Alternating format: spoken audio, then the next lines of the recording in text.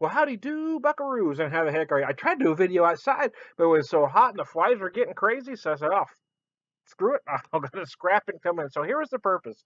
You'll see the pictures at the beginning of the video to kind of get an idea what I'm doing. I've got a Lone Star, I've got a Bud, and I got a Miller High Life. Now, to be honest with you, I'm not doing this video to slam any of these beers. You guys know I'm not a typical macro drinker.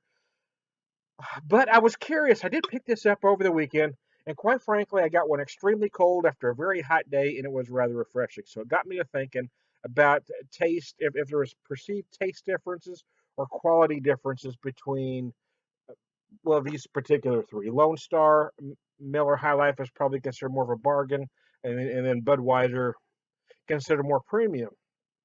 Both Lone Star and Miller contain corn. Bud says it just contains rice and not corn. So I was curious to see if you could really tell a taste difference. So I've got these rather cold, but in the time it took me to go outside and for that not to work and to come back, they've warmed up a little bit. So I want to get through this quickly. I have a Lone Star, 4.65%. The national beer of Texas, it says.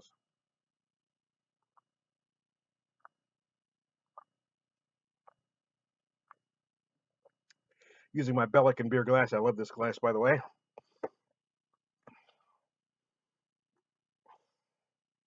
My Miller High Life. Let me show you the High Life can here. My brother-in-law is a High Life drinker. He drinks nothing but High Life.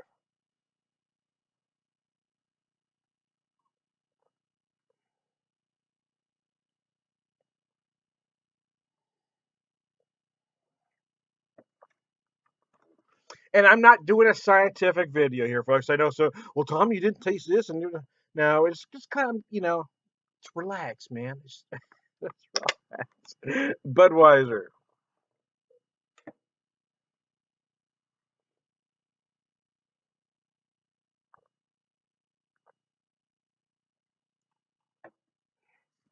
Are there taste differences between the three? Yes, but in my opinion, they're all very minute. Are there quality difference? Are there noticeable quality differences? No, I'm going to say no. Even though the bud says it doesn't contain corn, I don't.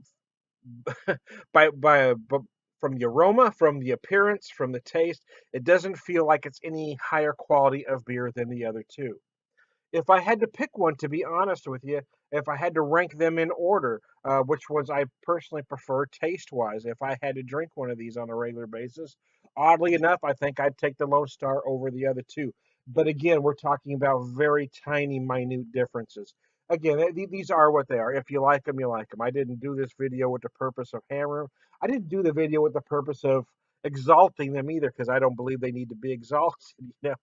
They all have these great big advertising machines, so they don't need me to say good things about them. I'm not here to do a commercial about them like other so-called beer reviewers do, which drives me crazy, by the way. If you're going to call yourself a beer reviewer, do an honest beer review. Don't give me a commercial for the beer. You know, anyways, that's another argument. But I was just curious. I was just personally curious. I'm not here to change anybody's mind one way or the other about these three beers, if you like them or you don't like them.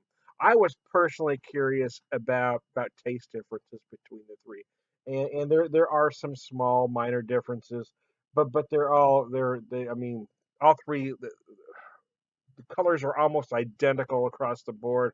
The aromas are almost identical. The flavors are almost indistinguishable. Although I will say, of the three, in my opinion, again, the High Life is the sweetest of the three. It finishes a little lazier. Uh, I expected the Bud, to be honest with you, to be the crisper of the three. The honest, for me anyway, what I noticed was the Lone Star actually had the crispest finish of these particular three. So there you go. Like them, don't like them. Let me show you the cans one more time. I am interested the slogans. You have the King of Beers, you have the Champagne of Beers, and then you have the National Beer of Texas.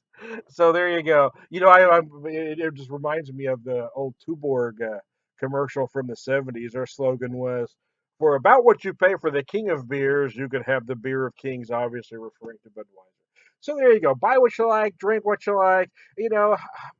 My deal is just be honest. Don't try to tell me it's something it's not.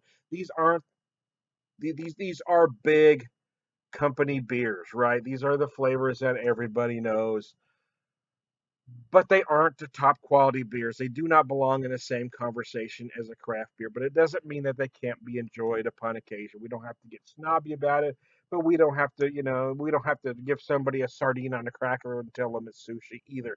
So there you go. Hey, I'm the Beer Whisperer. We'll talk to you later.